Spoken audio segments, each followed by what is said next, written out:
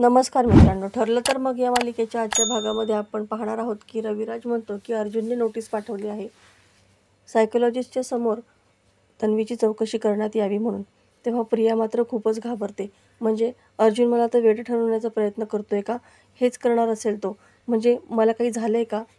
तेव्हा रविराज म्हणतो, अगं इतकं घाबरण्यासारखं काहीच नाही आहे आणि आपणच सांगितलं होतं ना की तुझी मनस्थिती ठीक नाही आहे. अर्जुन फक्त कोर्टाची ऑर्डर फॉलो करतोय, बाकी काही नाही. तू सांगून दे त्याला की आपण येणार नाही म्हणून, तर मी काही जाणार नाही चौकशीला. रविराज म्हणतो की तसं करता येणार नाही. कोर्टाची ऑर्डर आता नकारता येणार नाही. तन्वी खूपच घाबरलेली असते. रविराज म्हणतो, घाबरायचं काय त्याच्यामध्ये? जे तू कोर्टात सांगितलं तेच तुला इथे सांगायचं आहे आणि जे तू दामिनीला सांगितलं तेच सांगायचं. घाबरायचं कोणी? जे खोटी साक्षी देतात ना त्यांनी. आता दामिनीने तिचा अनुभव पाहता लगेचच ठरवलं की तू खरं बोलतेस आणि पुढची चौकशी तिने केली नाही. तसंच असतं. सायकोलॉजिस्टसुद्धा तुझ्या बॉडी लँग्वेजचा अभ्यास करतील, तुझ्या स्टेटमेंटचा अभ्यास करतील आणि त्यावरून त्यांचे निष्कर्ष लावतील. घाबरायचं कोणी? जे खोटी साक्षी देतात ना त्यांनी. स्टेटमेंट तेच राहणार आहे ना कुणालाही दिलं तरीसुद्धा. आणि घाबरायचं त्यांनी जे खोटी साक्षी देतात. म्हणजे साक्षीदार कितीही पट्टीतला असला ना तरीसुद्धा ते लोक बरोबर पकडतात. पण आपला तो प्रश्नच नाही आहे, मग आपण त्याचा विचार का करायचा? प्रिया मात्र आता पुरती घाबरलेली असते. रविराज म्हणतो की तन्वी कसला विचार करते तू? जे काही खरं खरं आहे ते सांगायचं आणि विषय संपवायचा. तेव्हा ही मनातच म्हणते की विषय संपणार नाही किल्लेदार, उलट तुला कल्पनाही नाही असे विषय सुरू होतील. इतक्या सगळ्यांना मी फसवत आली आहे, पण आता सायकोलॉजिस्टला कसं काय गुंडाळू? आता इकडे सायली किचनमध्ये काम करत असते आणि प्रताप त्या ठिकाणी येऊन शोधाशोध करू लागतो.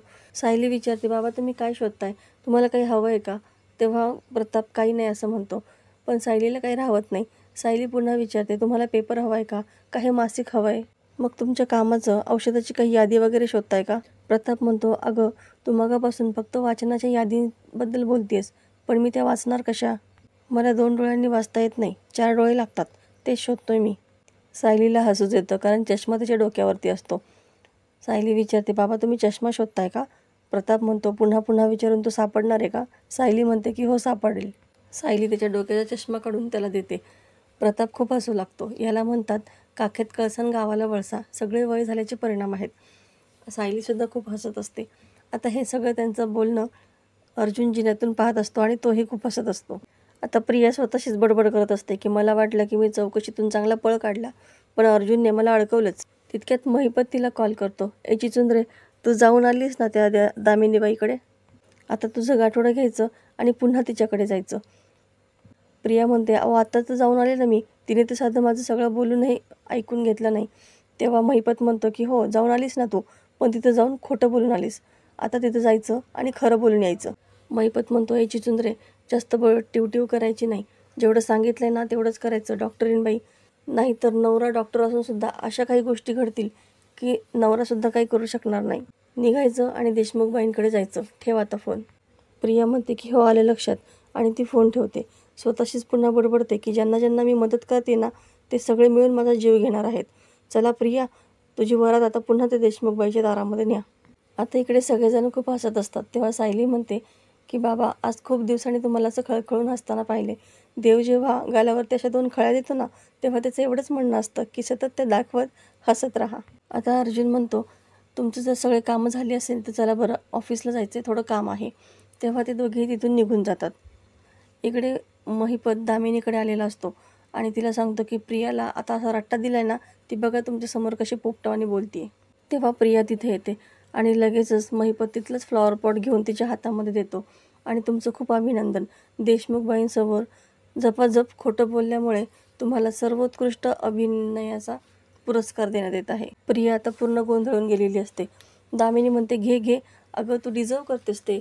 रविराजसारखा एवढा मोठा वकील, ते तुझे वडील असताना, शेजारी बसलेले असताना इतकी तू सफाईदारपणे खोटं बोलत होतीस ना की एकदाही तुझी जीभ चाचरली नाही.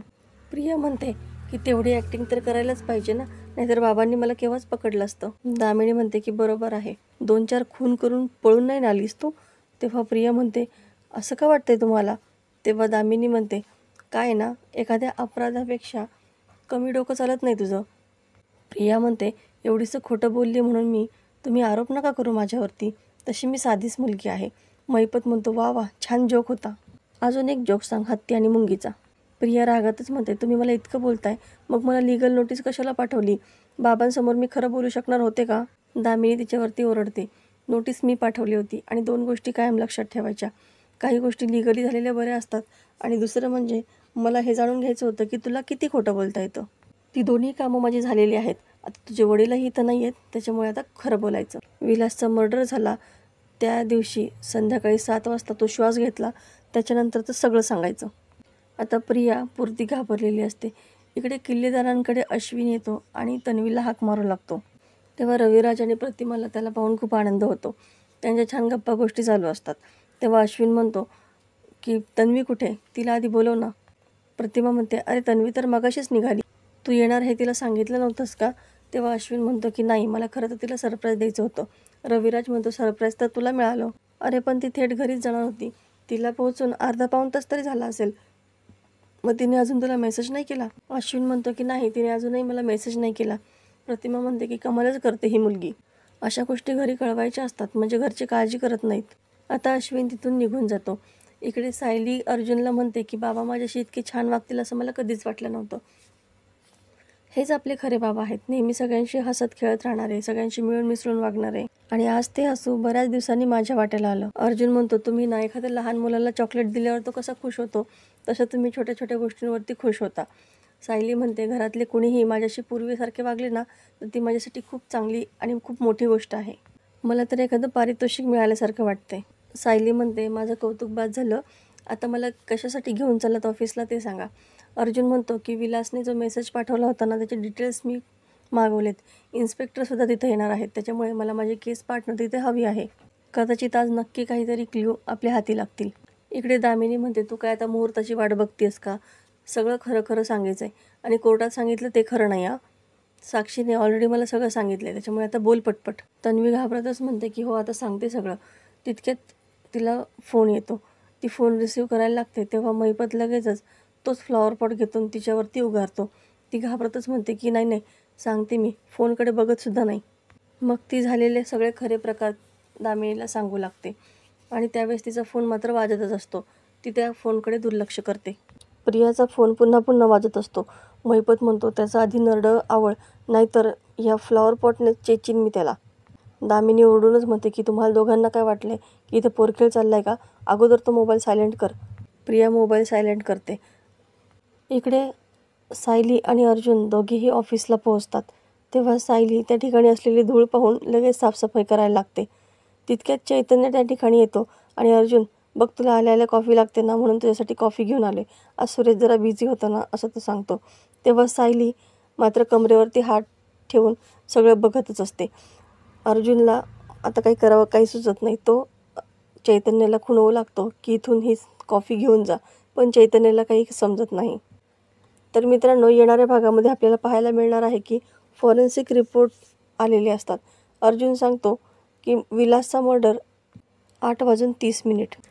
सायली म्हणते, पण मधुभाऊंपासून माझ्या जीवाला धोका आहे असा मेसेज तर विलास मेल्यानंतर आला. आता प्रियाने देखील हे सगळं दामिनीला सांगितलेलं असतं. दामिनी खूपच चिडते. अगं, तो मेसेज तू केला होतास मूर्ख मुली, विलास मेला आधी आणि तू मेसेज केल्यानंतर. ती कपाळालाच हात लावून घेते. अर्जुन म्हणतो, ती मेसेज करणारी व्यक्ती जर आपल्याला सापडली तर मधुभाऊ सुटणार आणि सायली म्हणते आपण जिंकणार. तर मित्रांनो, आजचा हा एपिसोड तुम्हाला कसा वाटला हे कमेंटमध्ये सांगायला विसरू नका. अशाच नवनवीन व्हिडिओ अपडेटसाठी चॅनलला सबस्क्राईब करा. नोटिफिकेशनसाठी बेल आयकॉन अवश्य दाबा. व्हिडिओ पाहिल्याबद्दल धन्यवाद.